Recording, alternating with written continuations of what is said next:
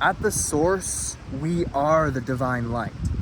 We are already that light that brings life to everything. And we're experiencing that through the prisms known as our mind and body. And prisms are simply devices that refract and trap light. Now, this is not a bad thing, because as the light of the infinite, as the light of the creator, we wanted to have a limited experience within the infinite, to experience the finite within the cosmos of everything, in order to be this person that you are right now, this person that I am right now, because it'd be fun, right? We wanted to have this different experience, this contrast, this limitation, in order to have a new experience, in order to write a new story. So within that, we have to realize that we are still the light of the creator, but through this prism, our experiences in our life is shaped. So when we think, when we have certain beliefs and thought forms, those thought forms direct the light. They give a structure, almost like a cup, like a glass for water to pour into and take that shape. When the light takes that shape and becomes more dense, we begin to feel it as if it were that certain thing. It takes another shape at a deeper waveform and becomes more tangible. So we have to realize that our thoughts and emotions paired together are shaping the experience that we're having. The thought forms can be looked at as the electric, whereas the emotions can be looked at as the magnetic. And when you put electric and magnetic together, you get an electromagnet, which attracts or repels specific things depending on how it is configured. So when the light that is shining through us without any sort of bias or anything, it is just light, it is pure creative light and energy, that shines into the prism of the mind, and it takes the form of the thoughts that we're thinking.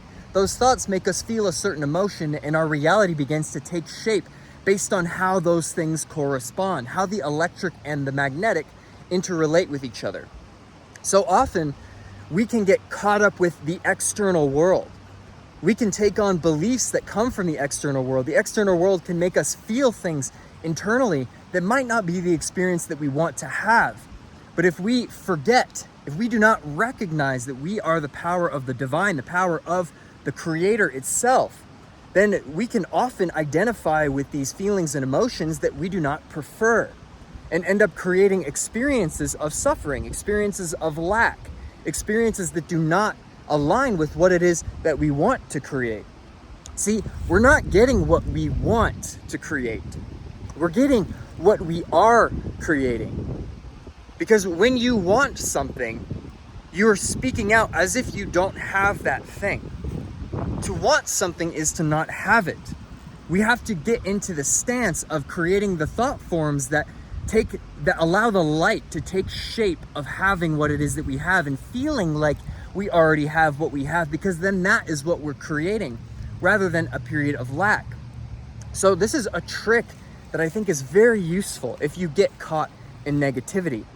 And it is to complain when you want to complain, but change the words that you're using. Because have you ever gone through a time where you might be, whether internally or externally, just talking to yourself, and you're saying, oh man, why is it like this?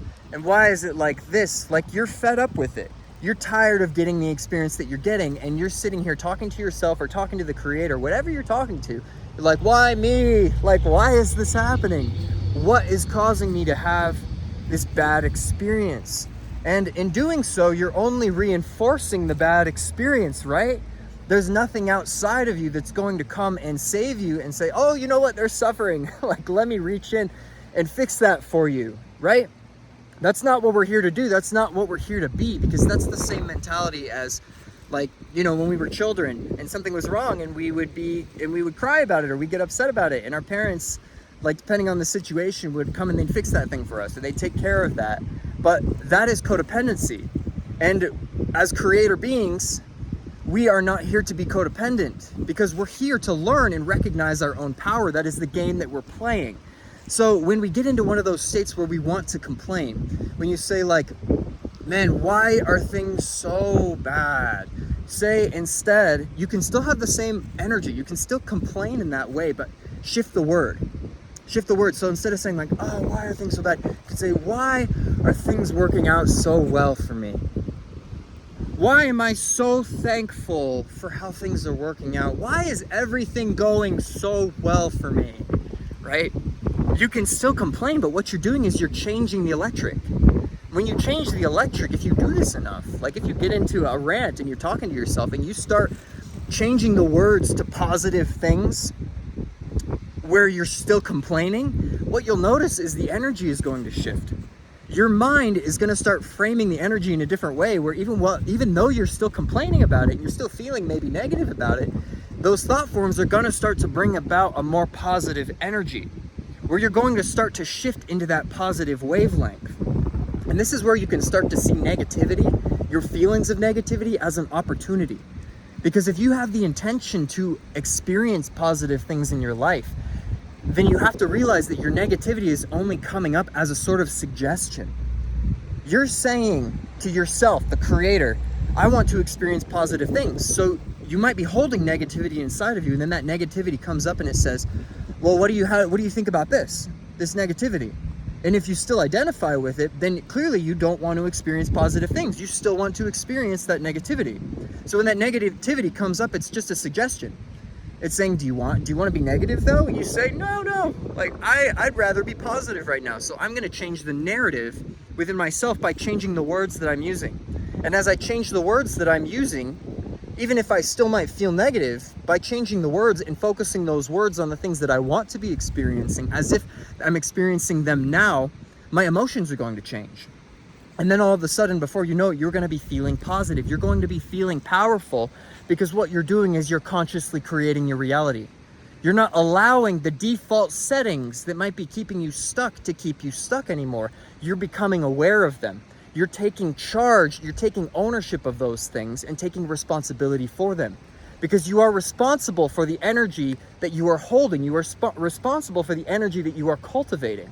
And as soon as we take responsibility of those things and begin to make that shift over a period of time, our default energy begins to change. The electric and the magnetic begin to align with what you want to be experiencing, as if you're experiencing them now, and then you begin to experience those things now because you are a vibrational, energetic match to those things.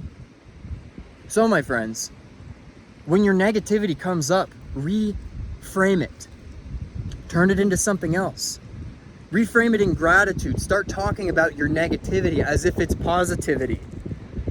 Because if you were to just straight up like, no, be positive, you're almost like adding resistance. You can do that sometimes. Sometimes you can just say, I'm not doing the negativity. Like, I'm just going to have a good vibe and I'm going to be focused on being in the space that I want to be in. You can do that sometimes, but if you're really feeling like down and resistance to it, try this.